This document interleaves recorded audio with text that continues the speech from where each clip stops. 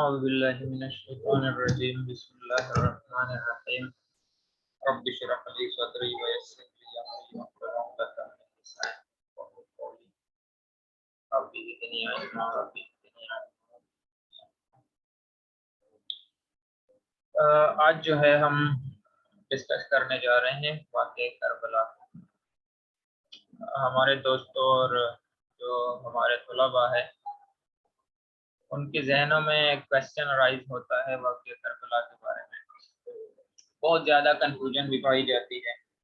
Start سے ہمیں بھی یہی لگتا تھا کہ واقعہ کربلا جو ہے یہ بالکل ہی ڈائریکٹ بس ایک واقعہ ہوا تھا. یزید کی حکومت بنی اور جیسے ہی حکومت بنی تو واقعہ کربلا جو ہے وہ پیش آیا. لیکن ایسا بالکل بھی نہیں ہے. جو پوری ڈیٹیل ہے وہ میں آپ لوگوں کے ساتھ شیئر کروں گا ون بائی ون. واقعہ کربلا کو سمجھنے کے لیے سب سے پہلے ہم تھوڑا سا نا پریویس خلفائے راشدین کے دور کی طرف چلے جاتے ہیں, ان کو ڈسکس کر لیتے ہیں. تو وہاں سے ہی آپ کو کیونکہ یہ سارا واقعہ کربلا جو ہے نا اس کے ساتھ کنیکٹڈ چلا آ رہا ہے. نبی پاک صلی اللہ علیہ وسلم کا جب وہ ظاہری دنیا سے تشریف لے گئے اس کے بعد 4 خلفاء آئے جس میں حضرت ابوبکر صدیق رضی اللہ عنہ, حضرت عمر رضی اللہ عنہ, حضرت عثمان رضی اللہ عنہ اور حضرت علی رضی اللہ عنہ کے دور خلافت چلے. یہ تقریباً کوئی 30 سال کا راؤنڈ اباؤٹ وہ دور تھا. پہلا جو دور چلا تھا حضرت ابوبکر صدیق رضی اللہ عنہ کا, اس میں کوئی بھی اس طرح کا جو ہے وہ کام نہیں ہوئے. ایک واقعہ اس میں یہ ہوا تھا کہ کچھ لوگوں نے جو ہے وہ زکوٰۃ سے انکار کر دیا تھا, ان کے خلاف جہاد ہو گیا.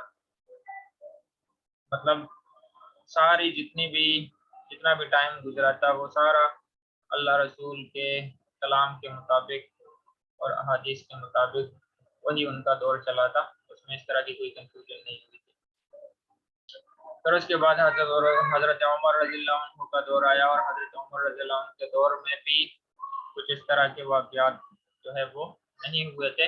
بہرحال بہت زیادہ جو ہے اس میں فتوحات ہو گئی تھی. آپ لوگوں نے سنا ہوگا حضرت عمر رضی اللہ عنہ کا دور خلافت.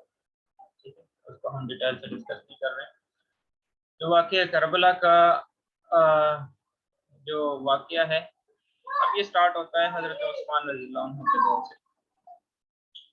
حضرت عثمان رضی اللہ عنہ کا جب دور آیا اور جب وہ شہید ہوئے تو جب شہید ہوئے شہادت کے بعد تھوڑے بہت جو حالات تھے وہ خراب ہو گئے. خراب اس وجہ سے ہوئے کہ جب حضرت عثمان رضی اللہ عنہ شہید ہوئے تو اس کے بعد خلافت آئی حضرت علی رضی اللہ عنہ کے پاس. ایک صحابی ہے حضرت معاویہ رضی اللہ عنہ. حضرت علی رضی اللہ عنہ اور حضرت معاویہ رضی اللہ عنہ دونوں جو ہے وہ اپنے جگہ پہ ان کا اعلیٰ مرتبہ ہے. لیکن مسئلہ کچھ یوں ہوا کہ حضرت عثمان رضی اللہ عنہ جو تھے وہ تھے بنو امیہ سے, اور حضرت معاویہ رضی اللہ عنہ جو تھے وہ بھی تھے بنو امیہ سے. جب حضرت عثمان رضی اللہ عنہ شہید ہوئے تو حضرت معاویہ رضی اللہ عنہ نے فرمایا کہ ہم ان کا قصاص لیں گے. اب ظاہری بات ہے عرب میں یہ چلتا آ رہا تھا کہ جب بھی کسی قبیلے کا بندہ جو ہے وہ کوئی دوسرے لوگ قتل کرتے تو اس پہ کافی ساری لڑائیاں سالوں سال تک چلتی رہتی تھی. لیکن جب حضرت علی رضی اللہ عنہ کا دور خلافت تھا ان کو یہ, کیونکہ اس وقت حالات جو تھے وہ بہت زیادہ کمپلیکیٹڈ تھے اور اس طرح ڈائریکٹ قصاص لینا, ٹھیک ہے, کیونکہ بہت زیادہ اس میں جنگوں کا ان کو ڈر تھا کہ یہ ہو سکتا ہے, یہ نتائج آ سکتے ہیں.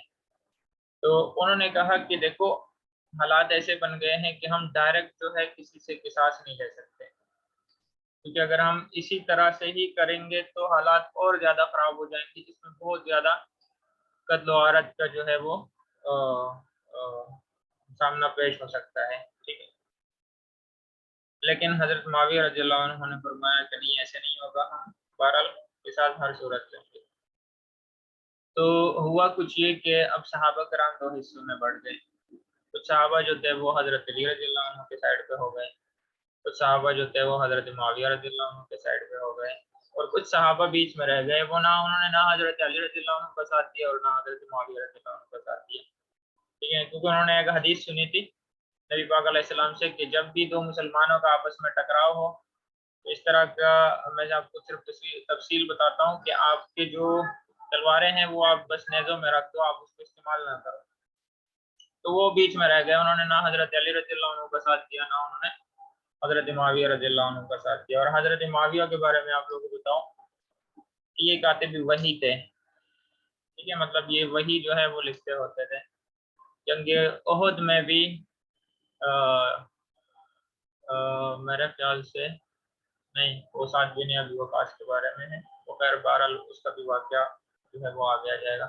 بہرحال حضرت معاویہ رضی اللہ عنہ کے بارے میں نبی صلی اللہ علیہ وسلم نے ان کے لیے دعا بھی فرمائی تھی کہ اللہ ان کو ہدایت دے اور ان کو ہدایت کا ذریعہ بنا دے، ٹھیک ہے۔ اور حضرت علی کے بارے میں وہ تو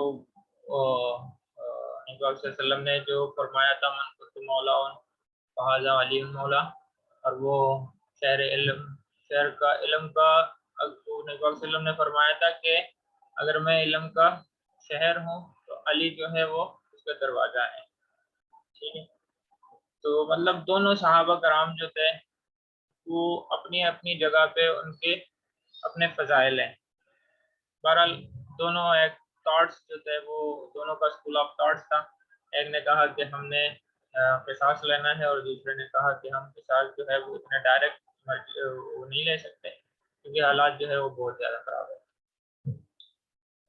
تو پھر یہ جو 5 سال چلے تھے تو اس میں بہت جنگیں ہوئی مسلمانوں کی آپس میں، تقریباً 1 لاکھ کے قریب صحابہ کرام جو تھے وہ شہید ہو گئے۔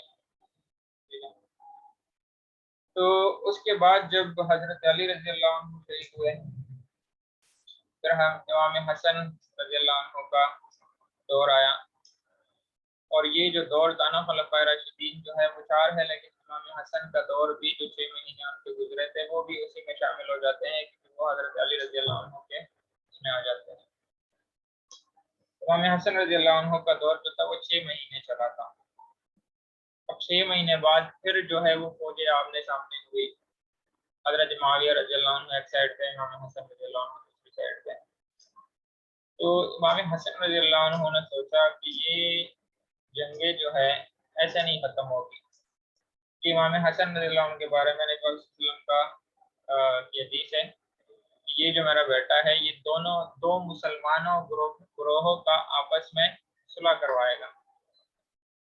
آپ یہ پوائنٹ نوٹ کریں کہ دونوں سائڈوں پہ مسلم تھے، دونوں سائڈوں پہ مسلمان ہیں جو کہ آپس میں لڑ رہے ہیں۔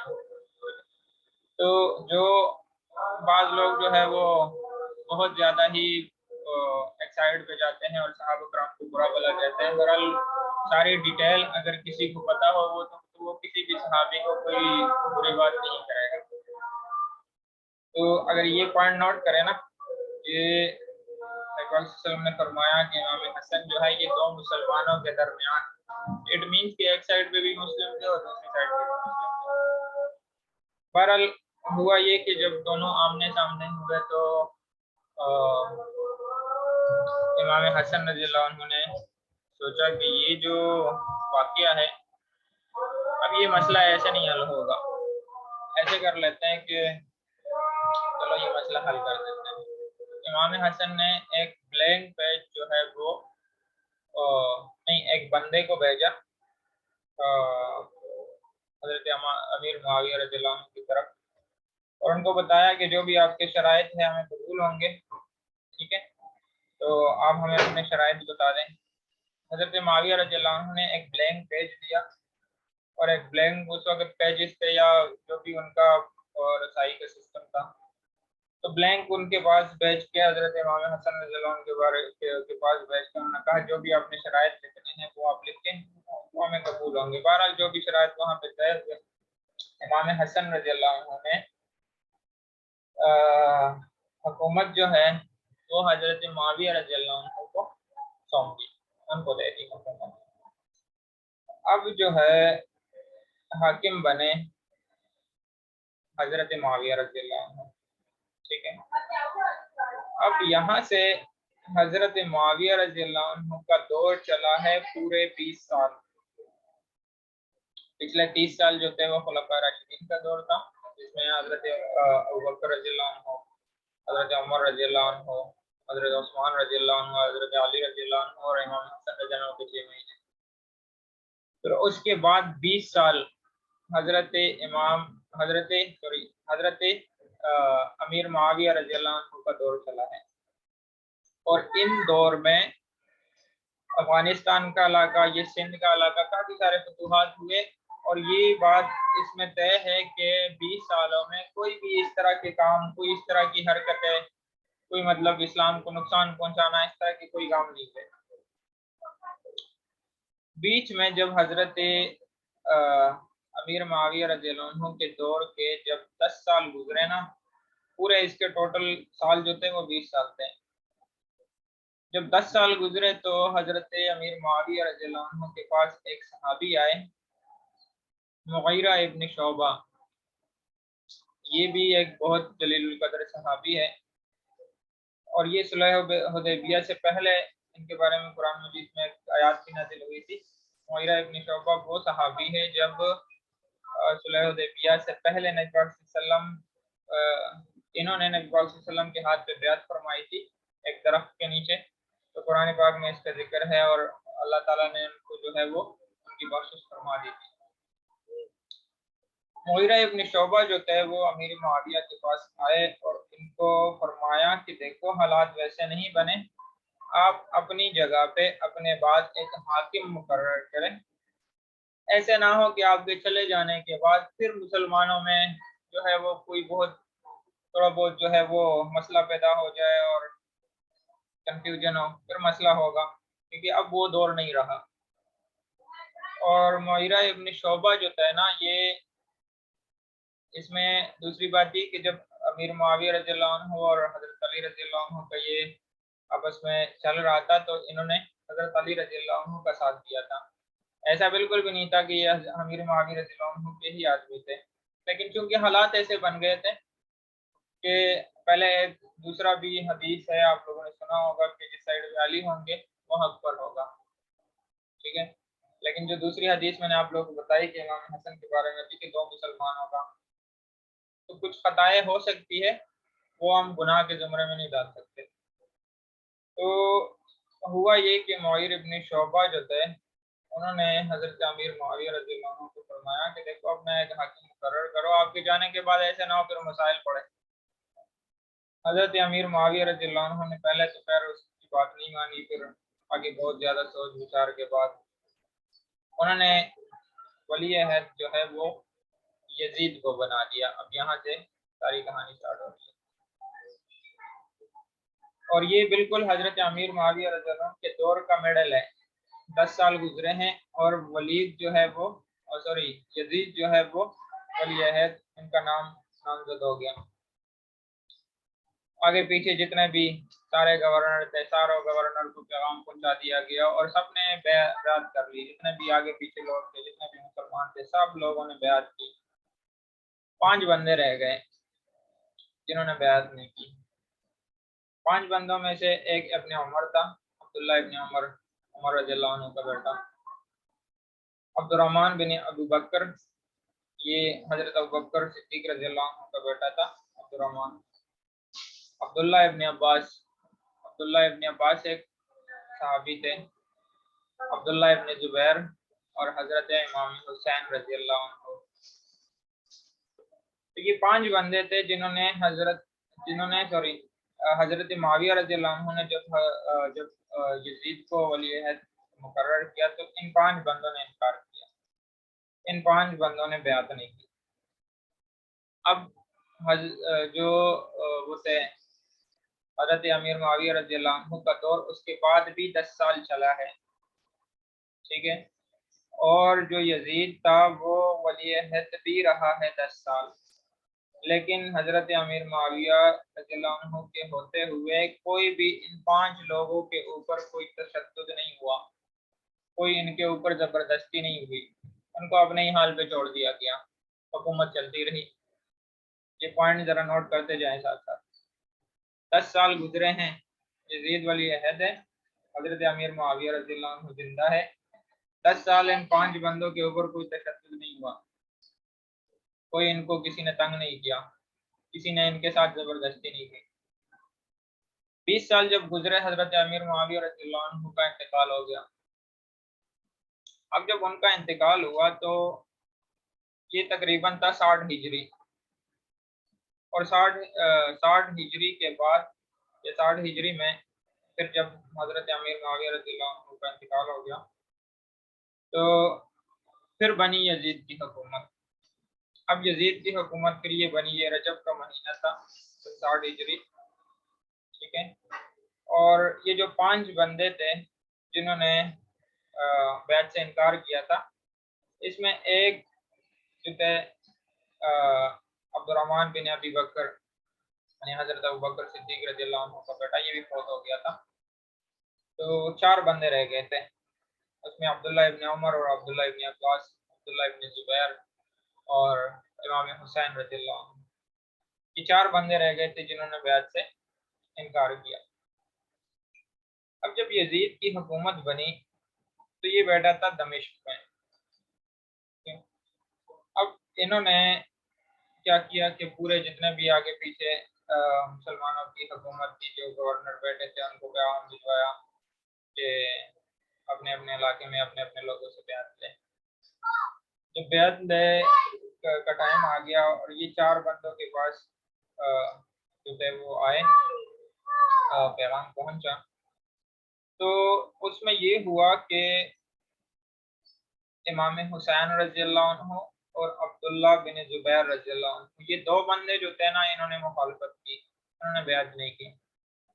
और जो बाकी 2 बंदे बचे, अब्दुल्ला इब्न उमर और अब्दुल्ला इब्न अब्बास, इन्होंने कहा देखो अब हुकूमत बनी है यजीद की, अब अगर हम इनको मानेंगे नहीं तो दूसरा कोई रास्ता नहीं था। खैर बहरहाल इनका अपना मौक़िफ़ था, क्योंकि हालात ऐसे चल रहे थे कि अगर लेट्स सपोज हम मुखालिफत भी करें तो भी कोई फ़ायदा नहीं होगा। बहरहाल खैर 2 बंदे रह गए, अब्दुल्ला बिन जुबैर और दूसरे हज़रत इमाम हुसैन रज़ी अल्लाह अन्हु। इन 2 बंदों ने बैत नहीं की। अब्दुल्ला बिन जुबैर जो थे वो तो पहले ही मक्का की तरफ निकल गए थे, जब उनको पता चला इस तरह का कि यजीद की हुकूमत बनी है तो वो पहले ही निकल गए। अब मदीने में अब्दुल्ला बिन जुबैर रज़ी अल्लाह अन्हु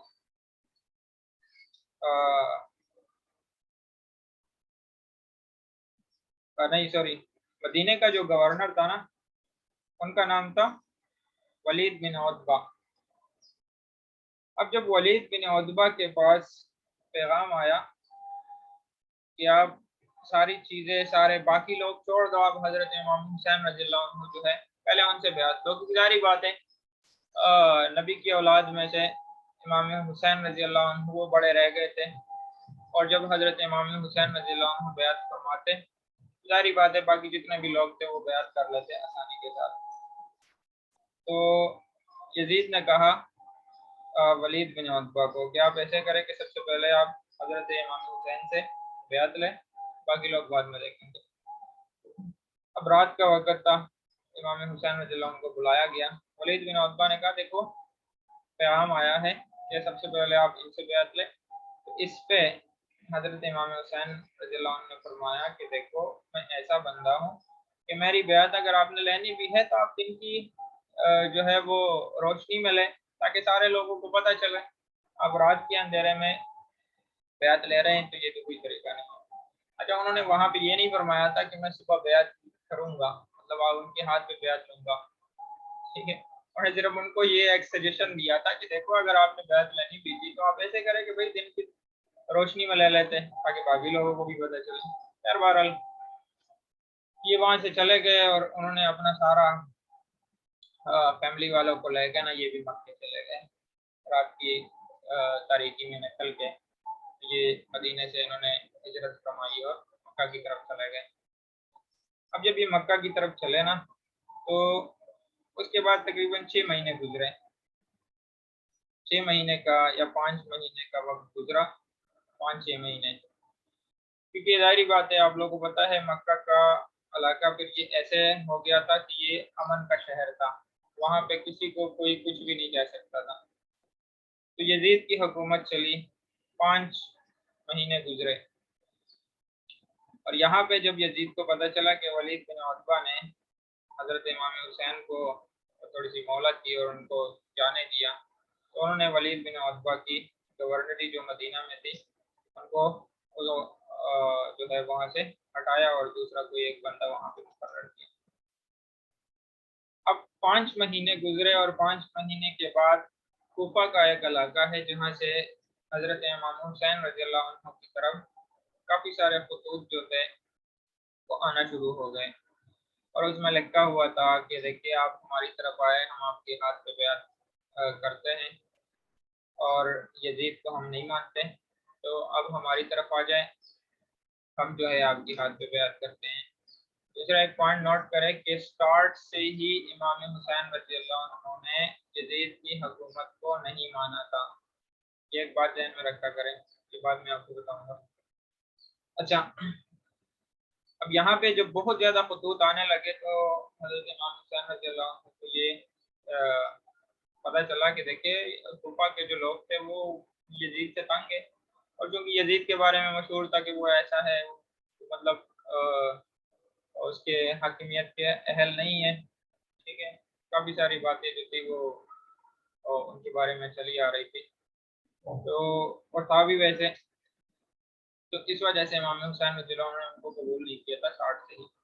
پھر جب کوفہ والوں کے خطوط آنے لگے تو حضرت امام حسین رضی اللہ عنہ نے فرمایا، اور جو بھی لوگ تھے جو صحابہ کرام تھے ان سے مشورہ کیا، تو سب نے ان کو کہا کہ آپ کوفہ کی طرف نہ جائیں، ٹھیک ہے، کیونکہ کوفہ والے جو ہے وہ کوئی پیار محبت والے لوگ نہیں ہیں، ہمیشہ وہ منافق لوگ ہیں، انہوں نے دھوکہ دیا۔ تو حضرت عبداللہ ابن عمر، حضرت عبداللہ ابن زبیر، عبداللہ ابن عباس، کافی سارے لوگوں نے ان کو کہا کہ آپ جو ہے ان کی بات، کوفہ والوں کی بات نہ مانیں اور ان کی طرف آپ نہ جائیں۔ تو پھر مشورہ یہ ہوا کہ دیکھو اگر آپ نے جانا بھی ہے تو آپ پہلے ایک بندہ بھیجیں وہاں پہ، تاکہ وہاں پہ وہ ساری سچویشن دیکھے کہ وہاں پہ کیا حالات چل رہے ہیں، پھر اس کے بعد آپ چلے جائیں۔ تو انہوں نے کیا کیا کہ انہوں نے حضرت مسلم بن عقیل رضی اللہ عنہ جو اس کے چاچا کا بیٹا تھا حضرت امام حسین رضی اللہ عنہ کے، ان کو بھیج دیا کہ آپ چلے جائیں کوفہ کی طرف اور کوفہ والوں سے آپ بیعت لیں، ٹھیک ہے، اور پھر مجھے بتائے، مجھے انفارم کرے کہ وہاں پہ کیا حالات چل رہے ہیں۔ تو مسلم بن عقیل جو ہے وہ رضی اللہ عنہ وہ چلے گئے کوفہ میں۔ کوفہ کے تقریباً کافی سارے لوگوں نے حضرت مسلم بن عقیل رضی اللہ عنہ کے ہاتھ پہ بیعت کی اور ان کو کہا کہ آپ امام حسین رضی اللہ عنہ کو بھیج دیں اور ہم ان کے ہاتھ پہ بیعت کر لیتے ہیں۔ جب حضرت مسلم بن عقیل رضی اللہ عنہ کو پتہ چلا کہ یہاں پہ تو سارا جو ہے وہ نارمل چل رہا ہے اور یہ لوگ اس کے لیے تیار بھی ہے، تو انہوں نے ایک خط لکھا حضرت امام حسین رضی اللہ عنہ کی طرف۔ اس خط میں لکھا تھا کہ یہاں پہ مطلب سارے حالات ٹھیک ہے اور آپ جو ہے وہاں سے ہجرت کر کے تو آ جائیں۔ اب یہاں پہ یزید کو پتہ چلا، وہ بیٹھا تو تھا دمشق میں، لیکن ان کو خبر ملی کہ کوفہ میں جو ہے وہ مسلم بن عقیل رضی اللہ عنہ جو تھے وہ آئے ہوئے ہیں اور اس طرح کا معاملہ چل رہا ہے۔ تو کوفہ میں نعمان ابن بشیر جو تھے وہ گورنر تھے اس وقت، تو مسلم بن عقیل کوفہ آئے نا، تو کوفہ کا گورنر تھا نعمان ابن بشیر۔ یزید نے کیا کیا کہ انہوں نے اپنا ایک بندہ جن کا نام تھا عبید اللہ ابن زیاد، اور بعد میں یہ صرف ابن زیاد کے نام سے ہی جانا جاتا ہے، تو ہم ان کو بعد میں ابن زیاد ہی کہیں گے، ٹھیک ہے، ان کا نام تھا عبید اللہ بن زیاد۔ انہوں نے کیا کیا، یزید نے عبید اللہ ابن زیاد کو کوفے بھیج دیا اور نعمان ابن بشیر جو تھے وہاں پہ جو گورنر تھے ان کو گورنر کے عہدے سے ہٹایا گیا۔ یہ جو ابن زیاد تھا یہ ظلم میں بہت مشہور تھا۔ اب جب یہ کوفہ پہنچا تو ہوا کیا کہ وہاں پہ تھا ان کا ایک قلعہ ٹائپ تھا، وہاں پہ وہ بیٹھا، ان سے بات کی، اور کافی سارے لوگ جو تھے وہ اس کے اندر جو ان کی جگہ تھی بیٹھنے کی وہاں پہ جمع ہو گئے۔ اب ابن زیاد نے وہاں پہ کھڑے ہو کے اپنی تلوار نکالی اور لوگوں کو جو ہے ڈرایا دھمکایا، جو بھی لوگ اندر تھے۔ تو انہوں نے کیا کیا کہ جو ان لوگوں نے حضرت مسلم بن عقیل رضی اللہ عنہ کے ہاتھ پہ بیعت کی تھی نا، وہ اپنی بیعت سے پھر گئے۔ انہوں نے کہا کہ نہیں بھائی، ہم اب چونکہ یزید کی حکومت ہے اور اگر ہم ان کا ساتھ نہیں دیں گے ظاہری باتیں مارے جائیں گے، اور وہ ڈر گئے تو انہوں نے یہ بیعت توڑ دی۔ قلعے کا محاصرہ ہوا، بہت سارے لوگ جو ہے وہ قلعے کے آگے پیچھے جو ہے وہ جمع ہو گئے۔ اندر جتنے بھی کوفہ کے لوگ تھے انہوں نے اپنے لوگوں کو بلایا کہ ایسے ہے، اگر آپ یہ یزید یا ابن زیاد کی بات نہیں مانو گے تو ہمارے ساتھ ایسے ہو جائے گا، ہمارے ساتھ ایسے ہو جائے گا۔ بہرحال جتنے بھی لوگ تھے جنہوں نے بیعت کی تھی انہوں نے اپنی بیعت توڑ دی، اور وہاں پہ جو مسلم بن عقیل رضی اللہ عنہ تھے تو کوفہ والوں نے جو بیعت کی تھی وہ توڑ دی، اور مسلم بن عقیل رضی اللہ عنہ کو وہاں پہ شہید کر دیا گیا۔ ابن زیاد نے اس کو شہید کر دیا۔ اب وہاں پہ ایک شخص تھا، جب مسلم بن عقیل رضی اللہ عنہ کو پتہ چلا نا کہ اس طرح کا معاملہ چل رہا ہے، انہوں نے ایک بندہ بھیجا ان کی طرف، امام حسین رضی اللہ عنہ کی طرف، کہ آپ ان کی طرف چلے جائیں اور حضرت امام حسین رضی اللہ عنہ کو آپ بتا دیں کہ معاملہ جو ہے وہ بالکل الٹ ہو گیا ہے اور آپ جو ہے وہ یہاں پہ نہ آئیں۔ تو تقریباً ایک مقام بتایا جاتا ہے زبالہ یا زیالہ، یہ کوفہ سے تھوڑا دور تھا۔ جب وہاں پہ امام حسین رضی اللہ عنہ پہنچے نا تو ان کو خبر ملی کہ حضرت مسلم بن عقیل رضی اللہ عنہ کو ان کے بچوں سمیت جو ہے وہ شہید کر دیا گیا ہے۔ تو اچھا، قافلے میں جب ان کے ساتھ لوگ آ رہے تھے نا حضرت امام حسین رضی اللہ عنہ کے ساتھ، تو بہت سارے صحابہ کرام اور راستے میں بھی جو لوگ مل رہے تھے جن کو پتہ چل رہا تھا تو وہ بھی ساتھ میں مل گئے۔ لیکن جب یہاں پہ پہنچے اور یہاں پہ پتہ چلا کہ مسلم بن عقیل رضی اللہ عنہ کو شہید کر دیا گیا ہے، تو مسلم بن عقیل رضی اللہ عنہ کے بیٹے بھی ان کے ساتھ شامل تھے حضرت امام حسین رضی اللہ عنہ کے قافلے میں، ٹھیک ہے۔ تو جب ان کو پتہ چلا کہ معاملہ تو بالکل الٹ ہو گیا ہے، تو حضرت امام حسین رضی اللہ عنہ نے وہاں پہ ایک اسپیچ دی اور لوگوں کو بتایا کہ دیکھو ہم جس چیز کے لیے جا رہے تھے وہ ویسے نہیں ہو رہا، اب جو لوگ واپس جانا چاہتے ہیں تو آپ واپس چلے جائیں، آپ کے اوپر کوئی گناہ نہیں ہوگا، آپ واپس جا سکتے ہو، کیونکہ ہمیں جو لگا تھا ویسے نہیں ہو رہا۔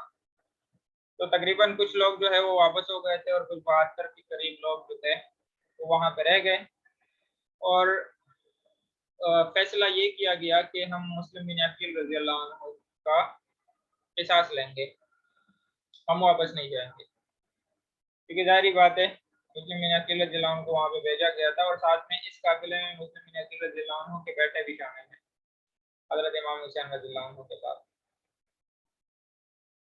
تو پھر ہوا یہ کہ اسی مقام پہ جس مقام پہ یہ لوگ تھے، اور پھر کوفہ کی طرف جب یہاں سے یہ چل پڑے آگے، وہاں پہ پھر ان کو پتہ چلا ابن زیاد کو یہ لوگ جو ہے وہ کوفہ کی طرف آ رہے ہیں۔ تو انہوں نے کیا کیا کہ انہوں نے ایک بندے کو بھیجا جن کا نام تھا حر بن یزید الریامی، اس کا نام یہ آپ ذہن میں رکھا کریں۔ حر بن یزید الریامی کو ابن زیاد نے 1000 بندوں کا لشکر دیا اور امام حسین رضی اللہ عنہ کی طرف ان کو بھیجا، اور ان کو کہا کہ آپ امام حسین رضی اللہ عنہ ان کے جتنے بھی ساتھی ہیں ان کو آپ میری طرف لے کے آئے تاکہ وہ پہلے میرے ہاتھ پہ بیعت کریں، پھر ہم ان کو یزید کے پاس لے جائیں۔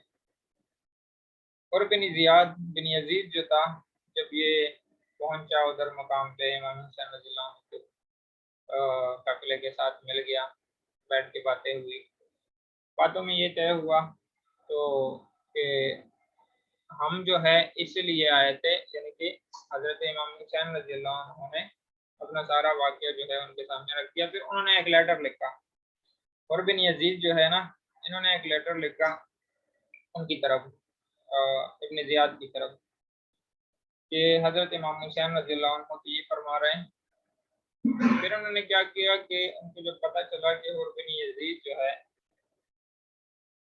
वो है तो वहाँ पे, लेकिन वो उनको लेके नहीं आ रहे, तो उन्होंने एक दूसरा लश्कर अमर बिन साद की हुक्मरानी में, की लीडरशिप में 4000 का लश्कर जो है वो इमाम हुसैन रज़ियल्लाहु अन्हु की तरफ भेजा। और ये अमर बिन साद कौन है? ये साद बिन अबी वक़ास रज़ियल्लाहु अन्हु का बेटा है। साद बिन अबी वक़ास रज़ियल्लाहु अन्हु के बारे में आप लोगों ने शायद पढ़ा हो।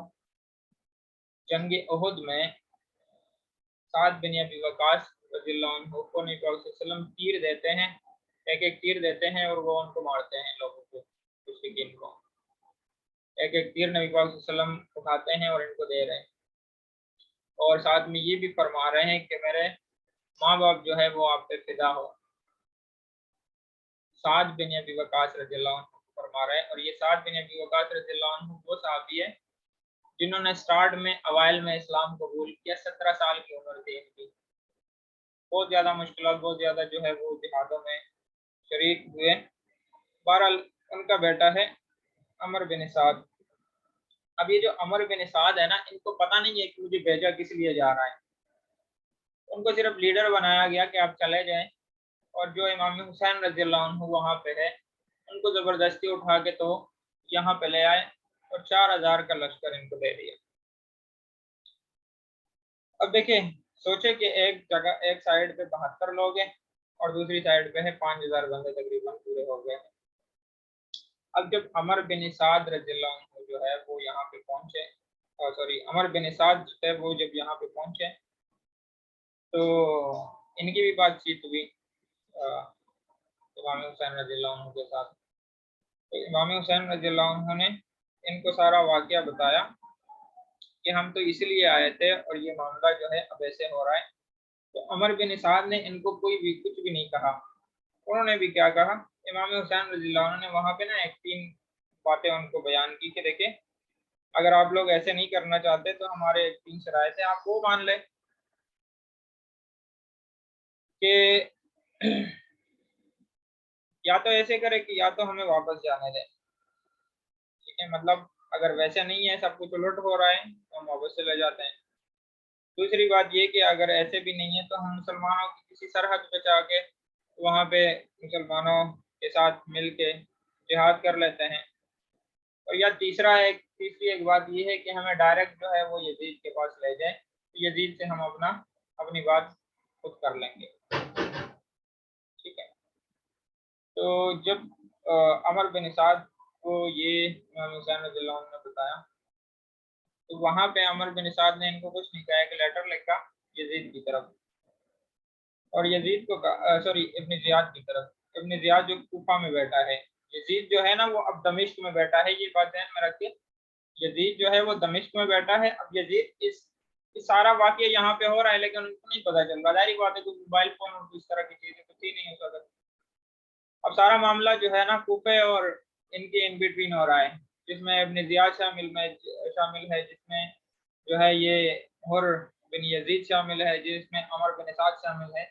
अब अमर बिन साद ने लेटर लिखा इब्न ज़ियाद की तरफ के हज़रत इमाम हुसैन रज़ियल्लाहु अन्हु जो है वो तो ये मुतालबे कर रहे हैं। इब्न ज़ियाद को जब लेटर मिला ना, तो पहले वो हंसे।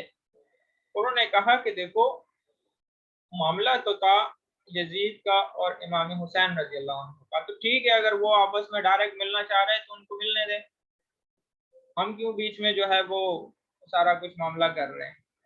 लेकिन एक इनके पास एक बदबख्त बेटा था इब्न ज़ियाद के पास, जिनका नाम था शिमर। शिमर ने कहा इनको, इब्न ज़ियाद को, कि देखो, अगर आप इमाम हुसैन रज़ियल्लाहु अन्हु को डायरेक्ट यजीद के पास भेजोगे तो मैं भी हो सकता है कि यजीद इनकी बात मान ले, और अगर यजीद इनकी बात मान लेगा तो आपकी गवर्नरी खत्म हो जाएगी। ज़ाहिर बात है, वो उसके इक़्तिदार के भूखे थे।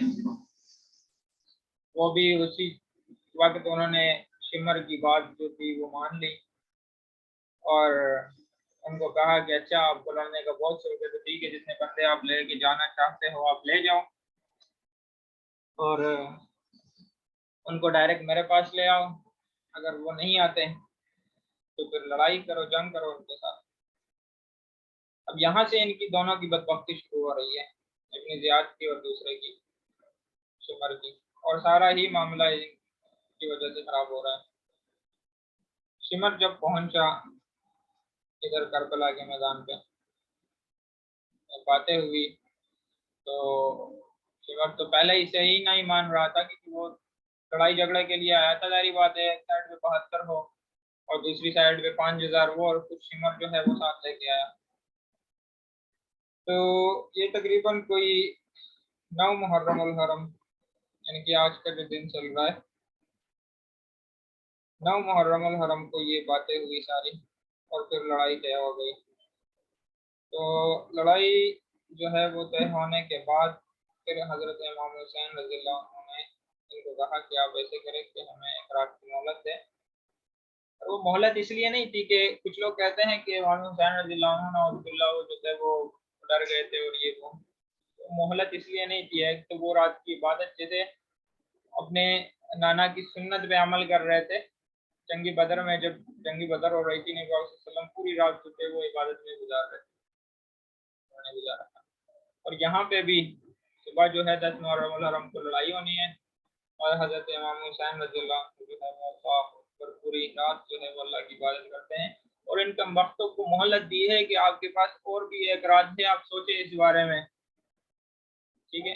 لیکن انہوں نے ظاہری بات ہے بس ان کا بھی فیصلہ تھا، تو انہوں نے یہ سارا جو ہے وہ اپنے سر لیا۔ 10 محرم الحرم کو رات کا وقت گزر گیا، صبح 10 محرم الحرم یہ ظہر کی نماز کے بعد پھر یہ تقریباً لڑائی شروع ہو گئی، ٹھیک ہے۔ اور ایک سائڈ پہ دیکھے کہ حضرت جو ہے امام حسین رضی اللہ عنہ جن کے پاس بات کر لو گے، اور دوسری سائڈ پہ پھر بھی انہوں نے کافی لڑائی کی۔ اچھا، دوسرا پہلا ایک شخص میں نے آپ لوگوں کو بتایا تھا حور بن یزید۔ جب حور بن یزید کو پتہ چلا نا یہ لوگ تو بہت غلط کرنے جا رہے ہیں، یہ تو نبی صلی اللہ علیہ وسلم کی اولاد کو جو ہے وہ شہید کرنے جا رہے ہیں، ان کا تو ارادہ کچھ اور ہے۔ پہلے تو ان کو یہ تھا کہ بس وہ ان کو اٹھا کے ادھر لے کے جاتے ابن زیاد کے پاس یا یزید کے پاس، تو معاملہ ختم ہو جانا تھا، ادھر بیٹھ کے باتیں ہوتی، لیکن یہاں پہ معاملہ جو ہے وہ دوسری طرف جا رہا ہے۔ تو حور بن زیاد نے کیا کیا کہ حور بن زیاد نے اپنے بیٹے اور بھائی کو لیا اور وہ ادھر آ کے امام حسین رضی اللہ عنہ کی صف میں شامل ہو گئے۔ تو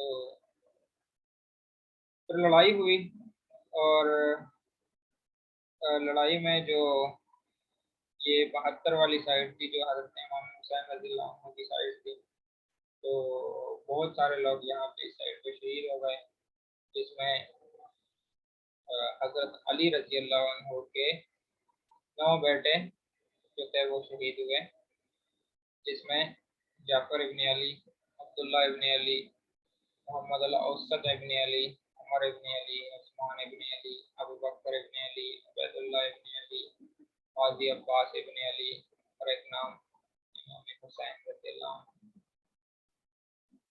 تو حضرت علی رضی اللہ عنہ کے 9 بیٹے جو ہے وہ اس جنگ میں شہید ہوئے۔ اسی طرح امام حسین رضی اللہ عنہ کے بیٹے علی الاکبر، علی الاصغر، اور حضرت امام میں زین العابدین یہ شہید نہیں ہوئے، یہ چونکہ بہت زیادہ بیمار تھے، یہ خیمے میں ہی جو ہے وہ تھے، کیونکہ زیادہ بیماری کی وجہ سے یہ اٹھ نہیں سکتے تھے، تو انہوں نے لڑائی میں حصہ نہیں لیا، تو یہ شہید نہیں ہوئے تھے، یہ بچ گئے تھے۔ اور اسی طرح امام حسن رضی اللہ عنہ کے بیٹے قاسم، ابو بکر اور عبداللہ بن حسن، تو یہ 3 لوگ شہید ہوئے تھے۔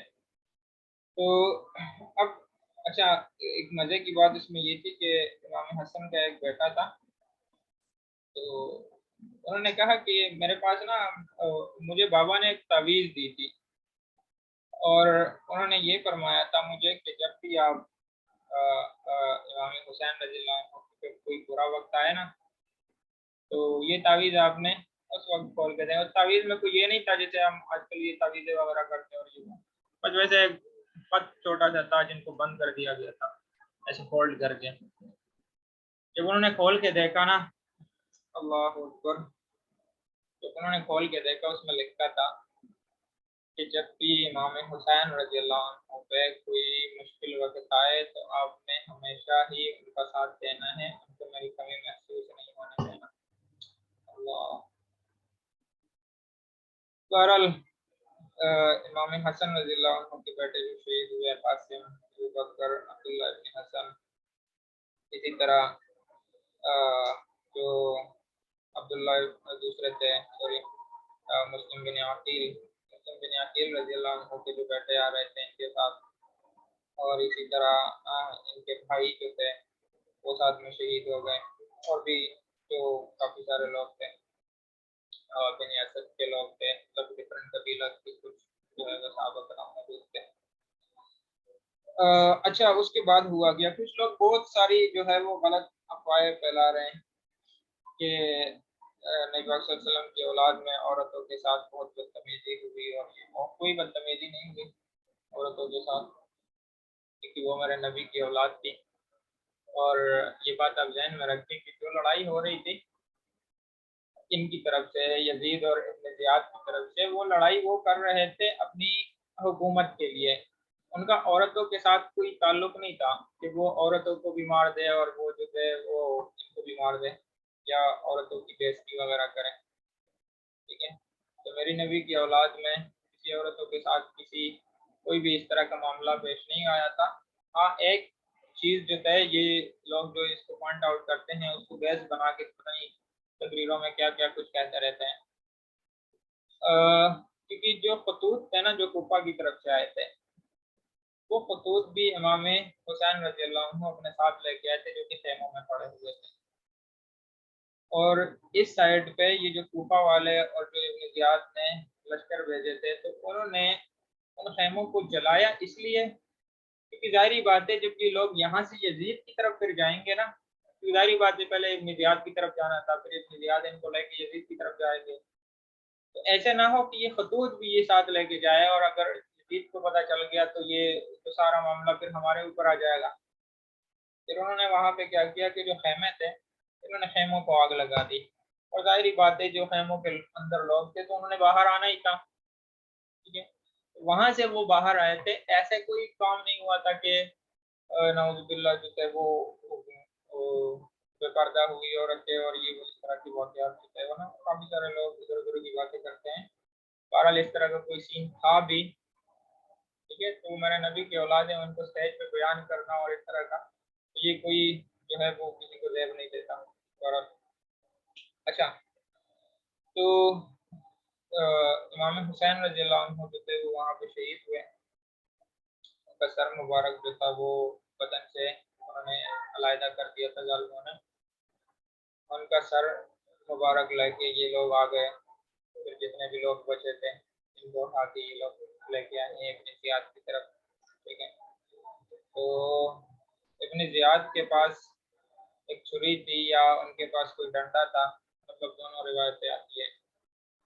امام حسین رضی اللہ عنہ کے ان کے ہونٹوں پہ انہوں نے لگایا, تو وہاں پہ ایک جو تھے نا صحابی تھے جو بہت ہی زیادہ بوڑھے ہو گئے تھے, ان کا نام تھا زید بن ارقم. زید بن ارقم, ان کو پتہ نہیں چل رہا تھا کہ یہ ہوا کیا ہے کیونکہ شور ہو رہا تھا. تو جب یہ آئے ان کو پتہ چلا, جو انہوں نے امام حسین رضی اللہ عنہ کو دیکھا نا, تو انہوں نے کہا بدبخت ان چھری کو, یا ان جو ان کے پاس کوئی ڈنڈا تھا یا کچھ بھی تھا ان کے پاس, تو انہوں نے کہا کہ بدبخت اس کو اٹھاؤ. اور میں نے نبی پاک صلی اللہ علیہ وسلم کو خود اپنی آنکھوں سے ان ہونٹوں کو چومتے ہوئے دیکھا ہے. تو آپ دیکھو کہ کتنا ان لوگوں نے بدبختوں نے ظلم کیا تھا. اچھا, پھر اس کے بعد ہوا یہ کہ یہ لوگ وہاں سے ابن زیاد کی طرف سے جو کوفہ میں تھے وہ یزید کی طرف آئے, اور امام زین العابدین اور ساتھ میں جتنے بھی ان کی عورتیں اور جو بچے تھے ان کو اٹھا کے تو یزید کی طرف لے کے گئے, اور ساتھ میں حضرت حسین رضی اللہ عنہ کا سر مبارک بھی تھا. تو جب یہ لوگ پہنچے ادھر यजीद की दरबार में। तो यजीद की एक बीवी थी जिनका नाम था हिंदा। जब वहाँ पे भी जब ज़्यादा शोर मचलने लगा और इधर उधर, तो हिंदा को पता चल गया। हिंदा को जब खबर हुई ना, तो हिंदा वो होश में नहीं रही कि जाहिर बात है कि नबी की औलाद के साथ ऐसा हो। तो उन्होंने सारी चीज़ें छोड़ के ना वो दरबार में आ घुसी और दरबार के अंदर बिल्कुल मिडल पे आ गई। और यजीद तो कहती है कि ये जालिमों, ये आप लोगों ने आले रसूल के साथ कैसा जो है वो सलूक किया है। तो यजीद ने वहाँ पे उनको तसल्लियाँ दी कि हम इनका बदला लेंगे और ये करेंगे वो करेंगे। बहरहाल उन्होंने बाद में कोई बदला नहीं किया और वो भी जो है वो इब्न ज़ियाद और उसकी लश्कर में शामिल हो गया। उन्होंने भी ये सारा मामला जो है वो अपने सर पे ले लिया। ठीक है। तो फिर वहाँ पे एक वाक़या ये हुआ कि जो इमाम ज़ैनुल आबिदीन जो थे वो भी इस तरफ रह गए थे। ठीक है। तो इनका भी शहीद होने का उन्होंने कोई प्लान बनाया था, जिसपे हज़रत ज़ैनब रज़ियल्लाहु अन्हा ने उनको बताया कि देखो हमारे रसूल हैं, अगर आप इनको भी कत्ल करोगे या इनको भी शहीद करोगे तो फिर हमारा रखवाला कोई नहीं होगा। तो बहरहाल वो वहाँ पे जो थे वो शहीद नहीं हुए, बल्कि फिर इनको मदीने की तरफ भेजा गया। वहाँ पे भी काफ़ी सारे लोग बातें बनाते हैं कि ये हुआ था अली रसूल के साथ या औरतों के साथ ये हुआ था। बहरहाल इस तरह की कोई सदाकत नहीं है उसमें। बहरहाल इनको मदीने में इधर भेजा गया। और एक नाम और जो अब्दुल्ला बिन ज़ुबैर का नाम आप लोग को स्टार्ट में आता, दो लोग थे, ये इमाम हुसैन रज़ियल्लाहु अन्हु और जो दूसरे थे अब्दुल्ला बिन ज़ुबैर रज़ियल्लाहु अन्हु। ये दो बंदे थे जिन्होंने बैत से इनकार किया था। तो अब्दुल्ला बिन ज़ुबैर जो थे वो भी इनको कहते थे कि आप वो वहाँ पे ना आ जाए, कि लेकिन अल्लाह ताला ने उनको एक मकाम देना था इमाम हुसैन रज़ियल्लाहु अन्हु को। ठीक है। और जो जितना ज़्यादा मकाम जो है वो होता है तो जारी बात है उतनी ज़्यादा कुर्बानी भी फिर देनी पड़ती है। अल्लाह ताला ने इनका जैसे नबी पाक सल्लल्लाहु अलैहि वसल्लम ने हज़रत अली रज़ियल्लाहु अन्हु का मकाम ऊँचा करने के लिए और उनको जो है लोगों को सामने लाने के लिए नबी पाक सल्लल्लाहु अलैहि वसल्लम ने फरमाया था कि मन कुछ मौला फ़हाज़ा अली मौला। इसी तरह अल्लाह ताला ने ये तय किया था। ठीक है। और अल्लाह ताला ने हज़रत इमाम हुसैन रज़ियल्लाहु अन्हु को वो मकाम जो था वो देना था। तो क्योंकि ज़ाहिर बात है ये सारा कुछ था तो ये होना ही था। ठीक है। तो वहाँ पे जो अब दूसरे अब्दुल्ला बिन ज़ुबैर रज़ियल्लाहु अन्हु रह गए थे, फिर उनकी हुकूमत बनी। फिर तकरीबन वहाँ से मक्का से उन्होंने सारी जो थी वो प्लानिंग चलाई और साल 2 साल में जो यजीद थे इनके इनकी हुकूमत जो है वो गिरी है। और हज़रत अब्दुल्ला बिन ज़ुबैर रज़ियल्लाहु अन्हु ने उसके बाद तकरीबन कोई 9 साल तक जो है वो हुकूमत संभाली है। इनके जो उसमें आता है जो इमाम हुसैन रज़ियल्लाहु अन्हु के कातिलों में थे शुमार, तो इनके साथ फिर इनका अंजाम क्या हुआ वो मुख्तलिफ किताबों में जो है वो मुख्तलिफ तरीक़ों से लिखा गया है। इसमें ना एक बंदे के बारे में आता है शीश इब्न रबी। ये एक बंदा था जो कि उस वक़्त इब्न ज़ियाद के लश्कर में शामिल था। तो ये कह रहा था कि ख्वाब में ना अल्लाह के रसूल जो है मैंने उनको देखा और साथ में हज़रत इमाम हुसैन रज़ियल्लाहु अन्हु भी थे। तो इनकी ना आंखें चली गई थी। अब वो ख्वाब में ही था, इन्होंने एक चीख मारी और जब उठा तो इनकी जो है वो आँखों की बीनाई चली गई थी। तो फिर बाद में इनसे पूछा गया कि हुआ क्या था? तो इन्होंने कहा कि अल्लाह के रसूल सल्लल्लाहु अलैहि वसल्लम को मैंने देखा और साथ में इमाम हुसैन भी बैठे थे। उनके पास एक प्याला था जिसमें खून पड़ा हुआ था और नबी पाक सल्लल्लाहु अलैहि वसल्लम जो थे वो बहुत गुस्से की हालत में थे और मुझे देख रहे थे। फिर उन्होंने एक ये जो आँखों में लगाते हैं सुरमा वगैरह टाइप, इस तरह की कोई चीज़ थी नबी पाक सल्लल्लाहु अलैहि वसल्लम के पास, उन्होंने वो खा के मेरे आँखों में मार दी और उससे मैं उड़ गया। और जब मैंने देखा तो ये मेरी बीनाई उस वजह से चली गई थी। एक दूसरा बंदा उसके बारे में आता है कि वो जो था वो उसमें खाना खा रहा था और अचानक ही कोई, पहले तो लाइट्स वगैरह नहीं थे, यही ये कैंडल्स वगैरह होते थे, तो वो जलाने के लिए गया। तो शायद اوپر پڑی ہوگی، انہوں نے کہا کہ اس کے اوپر جو سارا جو تیل تھا وہ اس کے اوپر گر گیا اور وہی جل کے جو ہے وہ اس میں خراب ہو گیا۔ اچھا، جو شمر تھا جو ابن زیاد کی طرف سے لاسٹ پہ آیا تھا، انہوں نے اشارہ بتایا تھا کہ دیکھو آپ جدید کی طرف جائیں گے تو پھر معاملہ الٹ ہو جائے گا۔ سارا معاملہ جو شمر سے خراب ہوا تھا، شمر کے بارے میں آتا ہے کہ ان کی گردن کے ساتھ لوگوں نے فٹ بال جیسے سلوک کیا تھا، ان کی بھی گردن اڑا دی گئی۔ اور ابن زیاد کے بارے میں آتا ہے کہ مختار بن ابی عبید ثقفی یہ ایک بندہ تھا جو اس کے اوپر مسلط ہوا ابن زیاد کے اوپر، اور ابن زیاد جہاں پہ انہوں نے حضرت امام حسین رضی اللہ عنہ کا سر کاٹا تھا، وہاں پہ اس ابن زیاد کا سر بھی وہاں پہ کٹا ہوا پڑا تھا۔ لیکن چونکہ بعد میں یہ بندہ انہوں نے پھر نبوت کا دعویٰ کیا کہ جو مختار بن ابی عبید ثقفی ہے، ٹھیک ہے، لیکن یہ کیا تھا کہ اللہ تعالیٰ نے ابن زیاد کے اوپر اسی کو ہی مسلط کیا۔ بہرحال پھر اس کے بعد عبد الملک بن مروان کے پاس نا ایک عبد الملک بن عمیر جو تھا وہ بیٹھا تھا اسی جگہ پہ جہاں پہ وہ تھا یزید کا جو کمرہ بنا ہوا تھا نا۔ اب وہاں پہ بعد میں پھر عبد الملک بن مروان کی حکومت تھی، تو ان کے پاس ایک بندہ بیٹھا تھا عبد الملک بن عمیر۔ تو عبد الملک بن مروان نے عبد الملک بن عمیر سے پوچھا کہ میں بادشاہ ہوں، مجھے کوئی کہانی سناؤ، کیونکہ آپ کو تاریخ کا بہت پتہ ہے، اب پرانی تاریخ جو ہے وہ آپ اس سے واقف ہو، تو مجھے ذرا بادشاہ کو کوئی باتیں سناؤ۔ عبداللہ ملک بن عمیر نے کہا بادشاہ تجھے کیا سناؤں، جس تخت پر تو بیٹھا ہے تو